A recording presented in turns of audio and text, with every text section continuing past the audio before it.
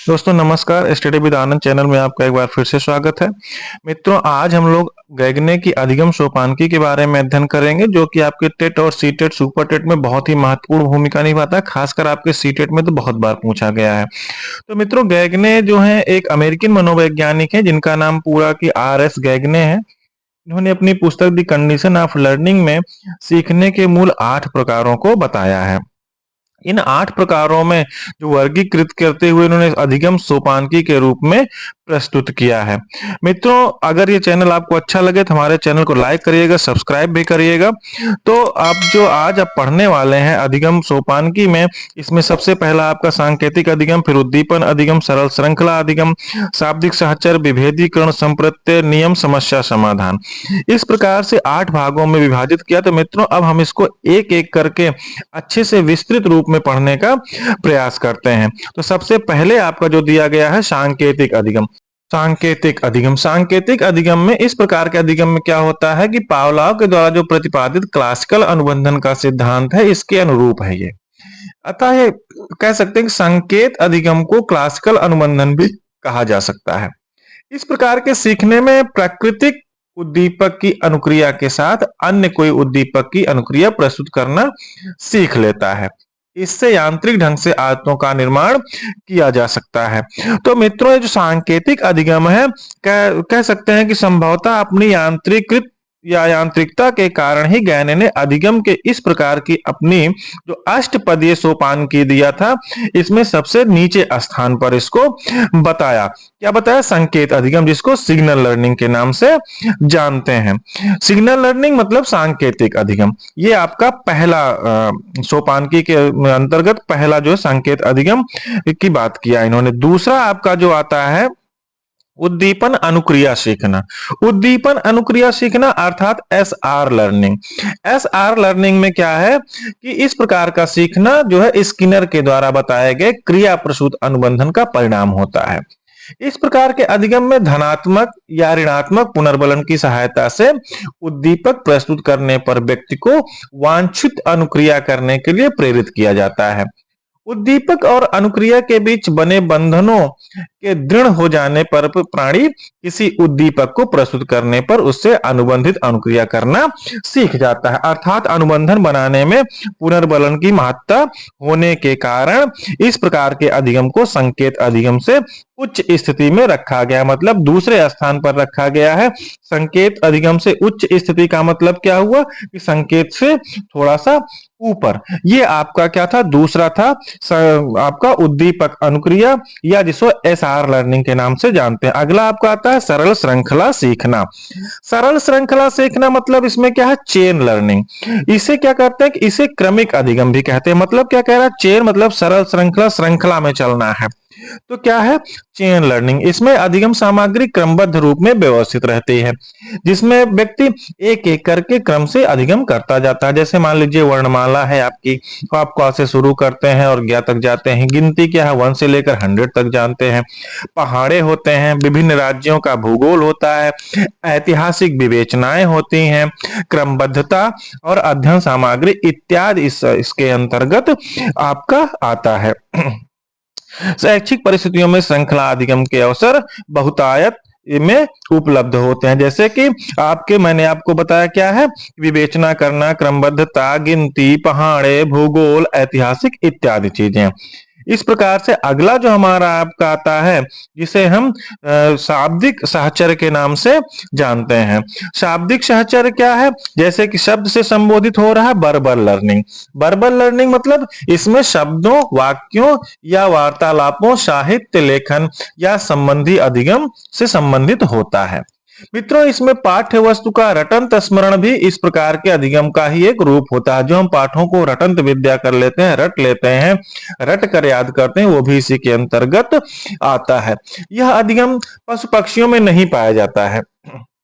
ठीक है, तो यह केवल मानव समुदाय में ही दृष्टिगोचर होता है। यह अधिगम क्या होता है, पर्सनल या कह सकते हैं व्यक्तिगत रूप से मानवों में ही पाया जाता है। जो रटन विद्या है, पाठ्य वस्तु को रट कर स्मरण करके हम अधिगम को प्राप्त करते हैं, यह जो है शाब्दिक सहचर्य के अंतर्गत या वर्बल लर्निंग।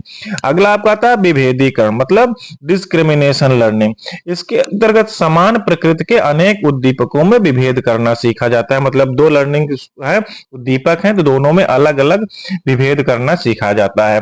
इस प्रकार के अधिगम में प्राणी परिस्थितियों के एक से अधिक उद्दीपकों पर एक साथ ध्यान देते हुए संपूर्ण परिस्थिति के आधार पर किसी चयनित अनुक्रिया को प्रस्तुत करता है। बहुत सारे उद्दीपक हैं, उसको ध्यान देते हुए, संपूर्ण परिस्थितियों पर ध्यान देते हुए उसमें से किसी एक का चयन किया जाता है। तो मित्रों, ये आपका विभेदीकरण है या डिस्क्रिमिनेशन जिसको हम बोलते हैं, या कहीं कहीं आपको बहुविभेदन अधिगम के नाम से भी देखा जा सकता है, मल्टीपल डिस्क्रिमिनेशन लर्निंग के नाम से भी इसको देखते हैं। अगला आपका आता है संप्रत्यय सीखना, कॉन्सेप्ट लर्निंग।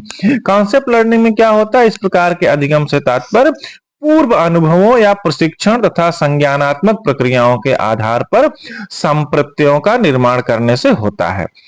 व्यक्तियों, प्राणियों या घटनाओं के संबंध में बने सामान्यीकृत विचार या मानसिक बिंब को संप्रत्यय कहा जाता है। मतलब आपके व्यक्ति में, आपके विचार में, आपके मानसिक प्रतिबिंब में जो संप्रत्यय बनता है उसे हम संप्रत्यय सीखना कहते हैं। संप्रत्ययों के आधार पर प्राणी समानताओं व विषमताओं पर विभिन्न वस्तुओं, व्यक्तियों, घटनाओं को पहचानता है। व्यक्ति जो भी करता है या कहता है या सोचता है या चिंतन करता है अथवा निर्णय लेता है, उसमें क्या होता है मित्रों, उसमें संप्रत्यय सीखने की महत्वपूर्ण भूमिका होती है।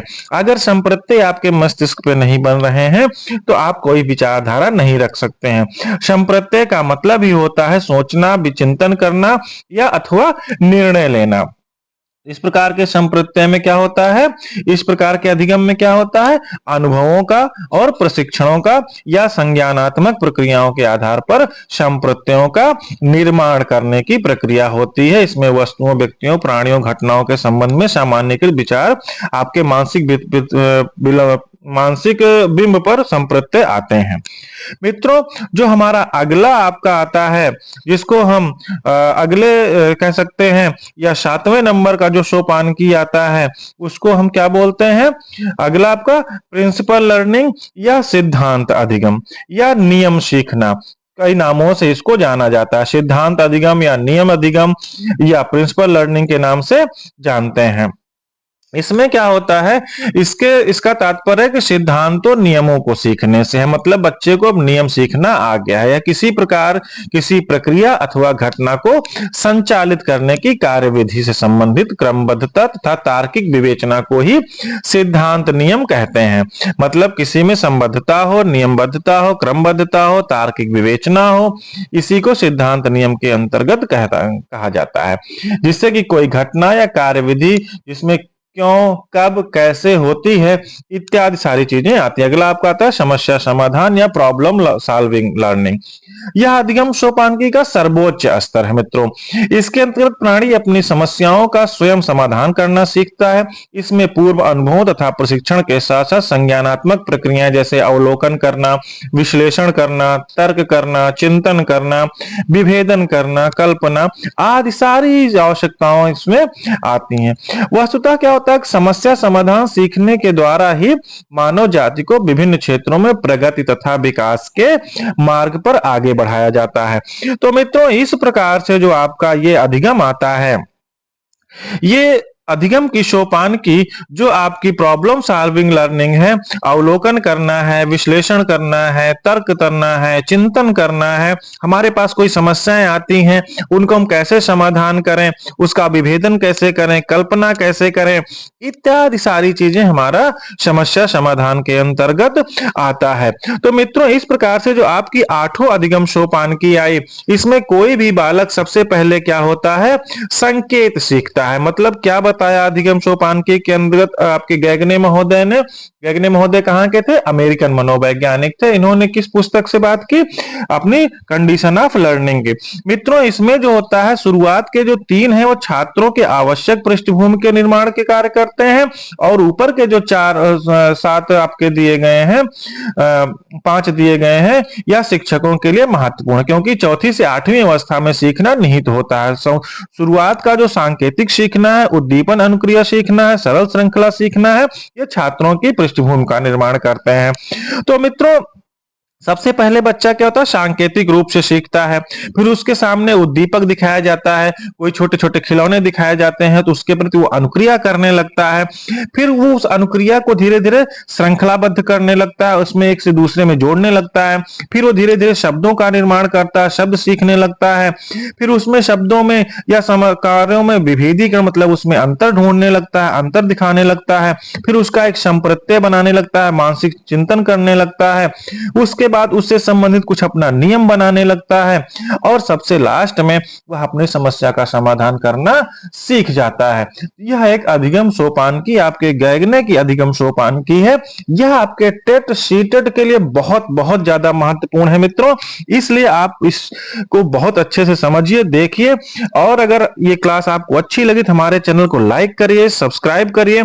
कुछ नया लेकर, कुछ नए टॉपिक के साथ, आपके कुछ परीक्षाओं से संबंधित महत्वपूर्ण बिंदुओं के साथ आपके सम्मुख फिर से प्रस्तुत होंगे। तब तक के लिए आप हमारे चैनल को लाइक करिए, सब्सक्राइब करिए, और कमेंट करिए कि आपको हमारी क्लास कैसे लगी। कुछ नया टॉपिक लेकर फिर आपके सम्मुख प्रस्तुत होंगे। तब तक के लिए धन्यवाद।